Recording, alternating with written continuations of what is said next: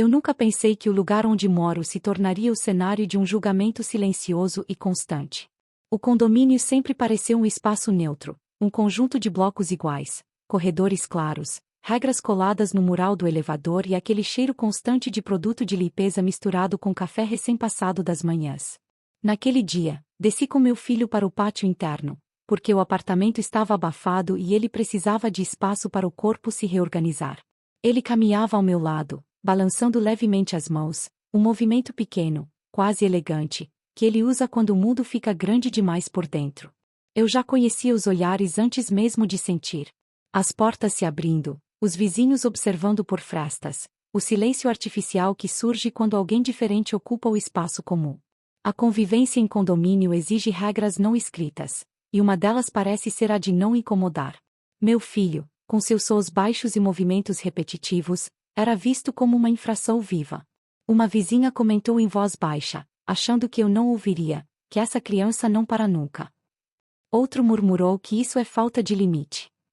Eu respirei fundo, como faço todos os dias, e continuei andando, porque desistir do espaço comum é ensinar ao meu filho que ele não pertence. O calor do fim da tarde subia do chão, e o barulho distante de uma obra próxima ecoava pelo pátio, misturando-se ao latido de um cachorro em outra torre. Meu filho parou perto do jardim, tocou as folhas com cuidado e sorriu daquele jeito discreto que ele tem quando encontra algo previsível. Eu pensei que, talvez, aquele momento simples fosse suficiente para passar despercebida. Não foi. Uma síndica auxiliar se aproximou e disse, com falsa cordialidade, que eu precisava controlar melhor a criança, porque havia reclamações. Eu expliquei, com calma treinada, que ele é autista, que aqueles movimentos são autorregulação, e que não havia barulho alto nem risco para ninguém. Ela assentiu, mas o olhar denunciava julgamento, não compreensão. Eu senti o peso de estar sendo avaliada não como mãe, mas como problema coletivo. A discriminação, ali, não veio em forma de grito ou expulsão imediata. Ela veio diluída em regras, cochichos e registros de ocorrência no livro do condomínio. No dia seguinte, encontrei um aviso no mural falando sobre uso adequado das áreas comuns e ruídos que perturbam a convivência. Não citava nomes, mas eu sabia que era para nós. Meu filho estava comigo quando eu li, e mesmo sem entender as palavras, ele percebeu a tensão no meu corpo. Ele começou a repetir uma frase curta, algo que ele faz quando sente que algo não está certo, e isso atraiu novos olhares. Um morador mais antigo disse que o condomínio não era lugar para esse tipo de comportamento e sugeriu que eu procurasse ajuda. A palavra ajuda veio carregada de desprezo. Eu tentei explicar novamente, mas fui interrompida com todo mundo tem problema.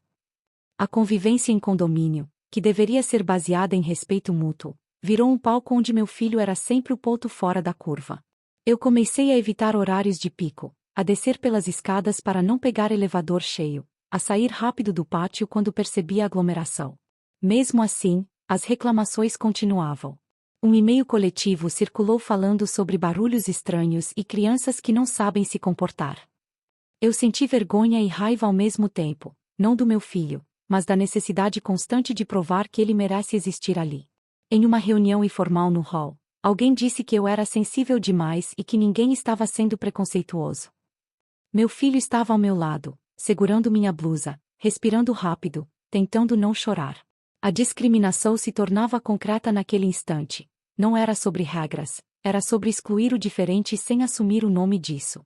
Eu me vi sozinha contra uma coletividade que preferia o silêncio confortável à empatia trabalhosa.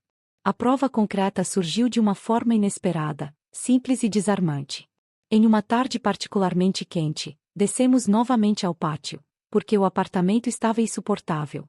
Meu filho estava inquieto, e eu sabia que precisava permitir que ele se movimentasse.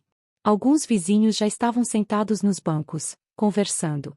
Quando passamos, o burburinho cessou. Meu filho parou no meio do caminho, olhou para mim e fez algo que ele só faz quando percebe que estou emocionalmente sobrecarregada. Ele me abraçou pela cintura, apertado, sem aviso, e encostou o rosto no meu abdômen. Não foi um abraço performático, foi um gesto de cuidado. Em seguida, ele se virou para uma senhora que nos observava com reprovação e estendeu a mão, oferecendo uma flor pequena que ele tinha pegado do chão, caída do jardim. O gesto foi tão inesperado que o pátio inteiro pareceu parar. A senhora ficou sem reação. Outras pessoas olharam, confusas. Meu filho sorriu de leve e voltou a se balançar, como se aquele carinho fosse parte natural do mundo. Eu senti os olhos marejarem, não por emoção exagerada, mas pelo contraste brutal entre a imagem que faziam dele e a realidade ali exposta. Uma moradora comentou baixinho que não sabia que ele era assim. A frase doeu, mas também abriu uma fresta. Alguém perguntou se ele precisava de algo, outro disse que o neto também tinha dificuldades sensoriais. O carinho do meu filho, inocente e genuíno, funcionou como uma evidência silenciosa de que ele não era ameaça, nem incômodo, nem erro de convivência. Ele era uma criança oferecendo o que tinha, afeto. A reviravolta social não foi imediata nem perfeita, mas foi real. Depois daquele dia, os olhares mudaram de direção. Não viraram todos sorrisos, mas perderam a rigidez acusatória. A síndica me chamou para conversar, desta vez em tom mais cuidadoso, perguntando sobre o autismo e sobre como o condomínio poderia lidar melhor com situações sensoriais. Alguns vizinhos passaram a cumprimentar meu filho pelo nome. Uma mãe pediu desculpas por um comentário antigo. As regras do condomínio continuaram as mesmas, mas a interpretação ganhou nuances. A convivência em condomínio deixou de ser apenas um conjunto de normas frias e passou a incluir, ainda que timidamente, a ideia de adaptação. Eu não romantizo essa mudança, sei que ela veio mais do constrangimento coletivo do que de uma consciência profunda. Ainda assim, ela existiu. Meu filho continuou sendo quem é, com seus movimentos e sons, mas agora havia menos reclamações formais e mais silêncio respeitoso. Em uma assembleia, alguém mencionou a importância de compreender realidades diferentes, e eu soube que aquela fala não teria existido semanas antes. O carinho simples do meu filho tinha quebrado uma narrativa inteira construída sobre julgamento e medo do diferente. Hoje, quando descemos ao pátio, ainda sinto aquele aperto inicial, mas ele vem acompanhado de algo novo, a certeza de que não precisamos desaparecer para garantir paz alheia. Meu filho continua andando ao meu lado, balançando as mãos, tocando folhas, observando o mundo do jeito dele. A convivência em condomínio segue sendo um exercício diário, imperfeito e cansativo, mas agora menos solitário.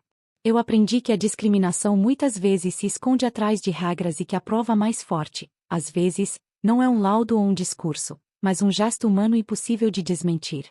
Se você chegou até aqui, eu te faço um convite direto. Comente se você já presenciou situações parecidas na sua vizinhança ou condomínio. E inscreva-se no canal Ecos do Autismo para acompanhar histórias reais como essa e fortalecer essa conversa necessária. Compartilhe este relato para que mais pessoas entendam que convivência não é silêncio imposto, é respeito construído todos os dias, inclusive quando o carinho de uma criança desmonta julgamentos inteiros.